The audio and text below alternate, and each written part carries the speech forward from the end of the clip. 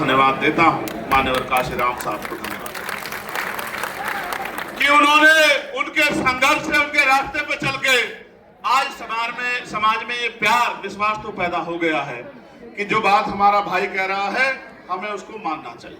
मैं जानता हूं कि ये जगह छोटी है और लोग ज्यादा हैं, मैं इस बात को मानता हूं, लेकिन मैं आपके संघर्ष आपकी ताकत को भी जानता हूं। अगले 30-40 मिनट इसी तरह से डटे रहिए कि लोगों को ये पता लग जाए कि अब समय बदलने वाला है, अब गरीबों के घरों में भी रोशनी पहुंचेगी, अब समय बदलने वाला है। प्यारे साथियों, बाबा साहब ने और कुछ भी कहा था जिसकी तरफ मैं आपका ध्यान आकर्षित करूंगा। 18 मार्च 1956 को उन्होंने कहा, अब मैं बूढ़ा हो चला हूं, बीमार रहता हूं, जहां तक लोगों को जगाना चाहता था ग्रामीण क्षेत्रों तक जगा नहीं पाया हूं। मैं अपने चारों तरफ देखता हूं, एक भी ऐसा नौजवान दिखाई नहीं देता जो इस तंबू का बंबू बन के इस आंदोलन को आगे बढ़ा सके। इसलिए मैं समाज से अपील करता हूं कि समाज आगे निकल के आए और इस आंदोलन को चलाए। तो काशीराम साहब क्या कहते हैं कि मुर्दा लोग मिशन नहीं चलाते और जिंदा लोग मिशन को नहीं रुकने देते। आज मैं आपको एक सच्चाई बताता हूं, क्या और लोगों की तरह मैं किसी दूसरे दल में जाके MP MLA नहीं बन सकता था क्या? बताओ ईमानदारी से, बन सकता था नहीं बन सकता था? लेकिन क्या मैं वहां बाबा साहब अम्बेडकर और मान्यवर काशीराम साहब के विचारों का प्रचार प्रसार कर सकता था क्या भाई? आज तो हर कोई बाबा साहब की बड़ी सी फोटो लगाता है, लगाता है नहीं लगाता है? क्यों लगाता है पता आपको?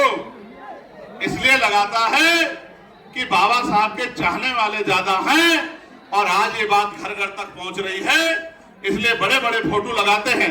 लेकिन क्या बाबा साहब के विचारों पे भी चलते हैं क्या? अगर बाबा साहब के विचारों पे चलते तो महापुरुषों के नाम पे बने जिलों का नाम क्यों बदलते? आप अपने मन से सोच के देखो। आगरा के मेरे साथियों जो आपके सम्मान की लड़ाई लड़ने की बात करते हैं, उन्होंने प्रमोशन में रिजर्वेशन पे किस तरह शेड्यूल कास्ट के लोगों का गला काटने का काम किया, ये भी किससे छिपा हुआ नहीं है, ये भी बात आपको याद रखनी चाहिए। सम्मानित साथियों, हम तो भाईचारा बनाने निकले हैं और आप मेरी इस बात पे गौर करना, इस बार जब बाबा साहब अम्बेडकर की जयंती आई थी और जयंती पे छुट्टी कराने के लिए पार्लियामेंट में संघर्ष करने का काम किसने किया बताओ? किसी और ने किया? अगर अकेला चंद्रशेखर इतनी लड़ाई लड़ सकता है तो अगर 10-20 चंद्रशेखर पार्लियामेंट में चले गए तो फिर सोचना क्या होगा। मेरी बात को आप याद। आइए मैं बात आगे बढ़ाता हूं। मुस्लिम समाज के बड़े जिम्मेदार लोग बैठे हैं। अभी मेरठ में एक दरोगा जी ने एक गरीब की ठेली वाले को किस तरह पीटने का काम किया, वो किससे छिपा हुआ नहीं। और कल अलीगढ़ में क्या हुआ आपने नहीं देखा क्या? ये किसी के हम में अंदर हिम्मत नहीं है बोलने की। बताओ मैं भी अन्याय पे चुप हो जाऊं क्या? बताओ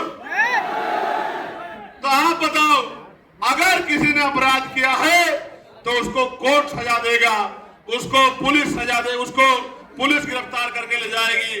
क्या भीड़ के हाथ में उसको मारने के लिए छोड़ देना चाहिए? अभी तो आरोप भी तय नहीं हुए, पिछले कितने ऐसे आरोप लगे हैं और बाद में कोर्ट ने उस पूरे आरोप को गलत साबित करके उनको बाइज्जत बरी करने का काम किया है।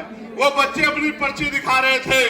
ये जो बड़े बड़े मीट के कारोबारी हैं, आप ये फैक्ट्रियां पता करो कि ये मुसलमानों की है, दलितों की है, पिछड़ों की, आदिवासियों की है या सो कोड अपर कास्ट के लोगों की, ये सारी मीट की फैक्ट्रियां हैं जहां दर जो है मीट का काम आगे बढ़ रहा है। उन बच्चों को किस तरह मारने का काम किया और ये मारपीट पुलिस की जांच